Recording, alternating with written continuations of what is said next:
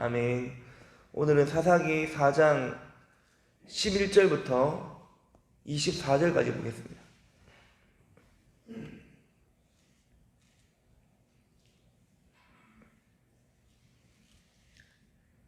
사사기 4장 11절부터 24절까지 교독하겠습니다. 모세의 장인 호밥의 자손 중 겐 사람 헤벨이 떠나 게데스에 가까운 사하나님 상수리 나무 곁에 이르러 장막을 쳤더라.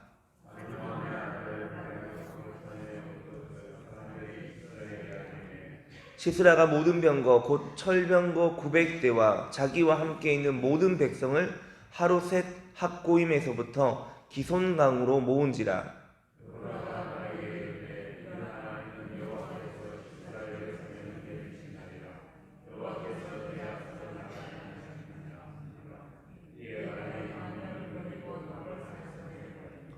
여호와께서 바락 앞에서 시스라와 그의 모든 병거와 그의 온 군대를 칼날로 혼란에 빠지게 하시매 시스라가 병거에서 내려 걸어서 도망한지라.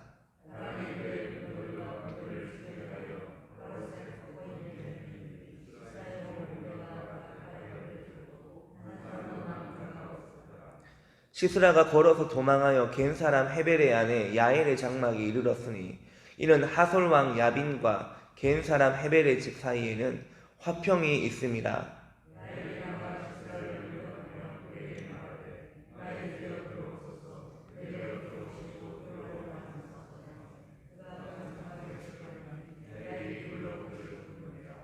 시스라가 그에게 말하되 청하노니 내게 물을 조금 마시게 하라. 내가 목이 마르다 하매 우유 부대를 열어 그에게 마시게 하고 그를 덮으니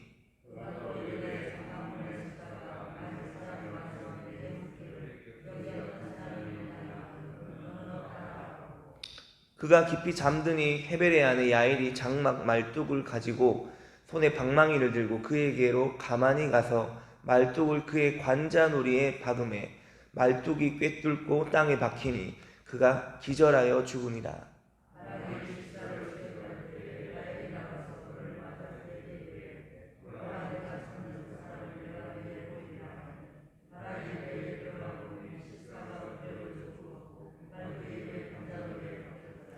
이와 같이 이날에 하나님이 가나안 왕 야빈을 이스라엘 자손 앞에 굴복하게 하신지라. 이스라엘 자손의 손이 가나안 왕 야빈을 점점 더 눌러서 마침내 가나안 왕 야빈이 아멘. 자, 여러분 오늘 본문은 철병거 900대를 가지고도 전쟁에서 패하고 죽임당한 시스라에 관한 내용입니다. 자, 우리는 앞선 본문 6절부터 10절까지의 말씀을 통해서 하나님께서 드보라 선지자를 통해 바락에게 병력 10,000명을 이끌고 하솔의 군대와 싸울 것을 명령하는 것을 살펴봤습니다. 하솔은 하나님의 명령임에도 불구하고 단번에 순종하지 않았습니다. 이기게 하신다는 하나님의 약속이 분명히 있었는데도 불구하고 그에게는 분명 두려움이라는 것이 있었습니다. 무엇보다 하솔의 군사력을 잘 알고 있었기 때문인데 철병거 900대는 이스라엘의 힘으로는 도저히 상대가 되지 않는 전투력이었습니다. 바락은 순종보다 대안을 제시하는 타협가로서 하나님의 명령에 조건을 덧붙이게 됩니다. 그것은 바로 드보라가 같이 가면 나도 가겠다라는 것이었습니다. 그때 드보라는 함께 가겠다고 약속하면서 9절에서 이렇게 말했습니다. 그러나 네가 이번에 가는 길에서 영광을 얻지 못하리라. 자, 이런 아주 중요한 말을 드보라가 덧붙이게 됩니다. 그것은 하솔의 군대 장관 시스라가 바락이 아니라 한 여인의 손에 의해 처리되게 될 것이다 라는 예언이었습니다. 오늘 본문은 바락이 드보라와 함께 하솔 군대를 진멸하고 한 여인 야일이 시스라를 살해하는 이야기입니다. 앞부분에서 언급한 예언의 말씀이 그대로 이루어지는 장면입니다. 드보라는 바락에게 두 번째 명령을 내립니다. 14절에 보면 드보라가 바락에게 이르되 일어나라 라고 합니다. 일어나라. 자, 일어나라 라는 표현은 그냥 자리에서 일어나라 이런 의미가 아니라 시스라의 군대를 공격하라 라는 명령입니다. 이번에도 하나님께서 승리를 보장하신다는 약속이 강조되었습니다. 바락은 이때도 발뺌하며 순종을 유보했습니까? 아닙니다. 이번에는 달랐습니다. 그는 드보라의 말에 즉각적으로 순종합니다. 우리는 드보라가 바락에게 이 명령을 내린 데를 주목할 필요가 있습니다. 첫 번째로 이 명령은 전쟁이 아직 시작되기 전에 내려졌습니다. 이번에는 시스라가 이미 13절에 보면 시스라가 모든 병거 곧 철병거 900대와 자기와 함께 있는 모든 백성을 하롯의 삭고임에서부터 기손강으로 모은지라. 자, 이미 시스라가 총동원령을 먼저 내린 상태였습니다. 시스라가 바락의 이스라엘 군대를 치려고 작전을 개시하는 순간이었습니다.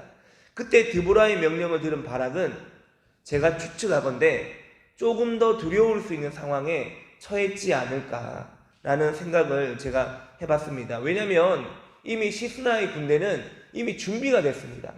먼저 공격을 하려고 진영을 갖추고 준비되어 있는 상황입니다. 그런데 그때 바락에게 명령이 떨어진 겁니다. 이제 내려가라. 14절 후반절에 보면 이에 바락이 10,000명을 거느리고 다볼산에서 내려가니. 자, 여러분, 철병거는 사사기 1장 19절에서 언급되었던 이스라엘의 승리를 좌절시킨 원인이 되었습니다. 유다 지파는 산지 주민들을 쫓아내는 데는 성공했지만 골짜기의 주민들은 철병거가 있으므로 그들을 쫓아내지 못했다고 했습니다. 즉 철병거는 골짜기, 평지에서는 아주 강력한 무기가 되기 때문에 오히려 산지에 머무는 것이 전략적으로는 안전한 곳입니다. 그런데 바락은 하나님이 명령하셨다고, 하나님의 명령대로 산지에 머물러 싸우는 것이 아니라 다볼산에서 내려가 버립니다. 산에서 내려가면 분명히 저 수많은 철병거들의 밥이 되어 전멸할 수 있는 위험이 있는데도 불구하고 이번에는 하나님의 명령에 순종해서 내려갑니다. 그는 900대의 철병거가 포진하고 있는 시스라의 군대를 향해 나아갑니다. 거기는 방금 전에 말했지만 철병거에게 있어서는 굉장히 유리한 지형입니다. 그런데도 그는 이번에는 아무런 조건 없이, 아무 다른 대안 없이 그대로 하나님의 명령에 순종해서 내려갑니다. 그리고 하나님께서 약속하신 대로 15절에 보면 바락 앞에서 시스라와 그의 모든 병거와 그의 온 군대를 칼날로 혼란에 빠지게 하셨습니다. 그들은 혼비백산 도망가고 있지만 하나님께서 그들을 진멸하신 상태는 아니었습니다. 바락이 해야 될 목이 있었습니다. 그는 시스라의 병거들과 군대를 추격하여 온 힘을 다해 싸워 16절에 시스라의 온 군대가 칼에 엎드러졌고 한 사람도 남은 자가 없게 되었습니다.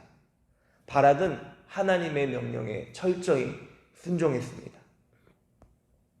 이 사건을 계기로 그의 순종이 빛나는 것은 어쩌면 첫 번째 순종의 실패에 이어 또다시 실패하지 않았다는 데 있습니다. 더구나 그가 영광을 얻지 못하리라라는 예언은 그의 길을 죽일 수도 있고 그의 불순종을 더욱 강화시킬 수 있는 것일 수도 있습니다. 왜냐하면 누군가가 자신의 잘못을 지적하면 더 기분이 나빠서 삐딱하게 나갈 수 있지 않습니까? 그러나 그는 그러한 책망에도 불구하고 순종했습니다. 5장의 말씀을 보면요, 바락은 야일이 가져간 영광으로 조금도 마음이 상하지 않았다고 말씀합니다. 그는 드보라와 함께 하나님을 찬양하며 야일의 행적을 치하하게 됩니다. 그는 진정으로 순종하는 자가 되었습니다. 야일은 드보라와 같은 여성으로서 참으로 놀라운 일을 합니다. 야일의 이 담대한 행동의 배경에는 모세의 장인의 자손, 겐 사람들의 특별한 사회적 관계가 있었는데 그들은 광야에서 가나안까지 이스라엘과 동행하며 서로 화친했었습니다. 1장에서 유다 지파의 관계와도 그랬고 또 오늘 본문에서는 그들이 머문 사하나님에서 스불론 지파와의 관계에서도 그러했습니다. 그리고 그들은 하솔 왕 야빈과도 화평한 사이였습니다. 그들은 여러 이웃과 화평하게 지내는데 특별한 사람들이었습니다. 그리고 그것이 시스라가 겐 사람 야엘의 집으로 도피하는 배경이 됩니다. 그러나 야엘은 이스라엘과의 동행 속에 동행하면서 이미 하나님을 아는 조상들의 후손이 되었습니다. 그래서 야엘의 집은 현재 상황을 정확하게 파악하고 있었습니다. 이스라엘과 하솔의 관계, 그가 무엇을 해야 할지, 그리고 그는 남자도 하기 어려운 일을 여인 혼자로 해내게 됩니다. 그리하여 드보라가 예언한 대로 바락이 얻지 못하는 영광을 이 여인이 얻게 됩니다. 야엘이 이러한 영광을 얻은 것은 당연히 그가 하나님을 알고 하나님을 위하여 무엇이든지 순종하고 헌신할 준비가 되어 있기 때문에 가능한 것이었습니다. 여러분, 순종 없이는 영광이 없습니다. 그렇다면 결국에는 순종한 바락도 얻은 영광이 있을 것입니다. 그는 시스라를 죽이는 영광을 얻지는 못했지만 시스라를 제외한 하솔의 모든 군대를 한 사람도 남은 자가 없이 섬멸하게 되는 영광을 얻었다고 할 수 있을 것입니다. 사실은 하나님께 순종하여 얻은 영광은 개인적인 공적이나 자랑이라기보다는 하나님의 인정받는 일이 될 것입니다. 하나님이 야엘의 순종을 기뻐하셨고 바락의 순종도 기뻐하셨습니다. 결론입니다. 하나님은 나약한 이스라엘의 군대로 강력한 철병거가 900대가 있는 시스라의 군대를 격파하셨습니다. 그리고 연약한 여인의 손으로 군대장관 시스라를 죽이셨습니다. 초라하고 작아 보여도 하나님이 함께 하시면 결코 작거나 부족하지 않습니다. 하나님의 손길이 함께하면 세상에 두려울 것이 없습니다. 우연 같지만 모든 일에 하나님의 준비와 역사하심이 있기 때문입니다. 우리 모두가 오늘 하루도 하나님의 손에 들린 도구로 하나님께 쓰임받는 도구가 될 수 있기를 축원합니다. 함께 기도하겠습니다. 하나님 감사합니다. 하나님, 우리는 앞서 사사 삼갈이 소모는 막대기로 블레셋 사람 600명을 죽이고 이스라엘을 구원했다는 말씀을 살펴보았습니다. 그리고 오늘 말씀을 통해 바락의 순종을 통해 하나님의 행하신 일들과 야엘이라는 그 가냘픈 여인의 손으로 철병거를 지휘하는 시스라를 죽이게 되는 놀라운 사건을 보게 하셨습니다. 여호와 하나님께서는 여인과 말뚝으로 적군의 장수를 멸하셨습니다. 하나님은 탁월한 도구를 통해 일하시는 것이 아니라 순종하는 자를 통해 일하신다는 것을 알게 됩니다. 하나님, 개인이든 국가든 흥망성쇠를 주관하시는 분이 하나님이시며 우리는 모든 문제에 앞서 하나님을 의지해야 하는 신앙을 가져야 한다는 것을 깨닫게 됩니다. 비록 세상이 볼 때 우리의 모습이 초라하고 작아 보일지라도 하나님이 우리와 함께 하신다면 우리는 결코 작거나 부족하지 않습니다. 하나님의 손길이 함께 한다면 세상에 두려울 것이 없습니다. 하나님, 오늘 하루도 우리 모두가 하나님의 손에 들린 도구로 쓰임받는 하루가 되게 하여 주시옵소서. 그리하여 하나님, 우리를 통해 나타나시는 하나님의 영광을 보게 하시고 하나님, 우리의 작은 믿음과 작은 순종을 통해서 하나님이 크고 놀랍게 역사하시는 것을 오늘 하루도 보게 하여 주시옵소서. 하나님 감사드립니다. 예수님 이름으로 기도드립니다. 아멘. 하늘에 계신 우리 아버지, 아버지의 이름을 거룩하게 하시며 아버지의 나라가 오게 하시며 아버지의 뜻이 하늘에서와 같이 땅에서도 이루어지게 하소서. 오늘 우리에게 일용할 양식을 주시고 우리가 우리에게 잘못한 사람을 용서하여 준 것 같이 우리 죄를 용서하여 주시고 우리를 시험에 빠지지 않게 하시고 악에서 구하소서. 나라와 권능과 영광이 영원히 아버지의 것입니다. 아멘. 오늘은 공동체 기도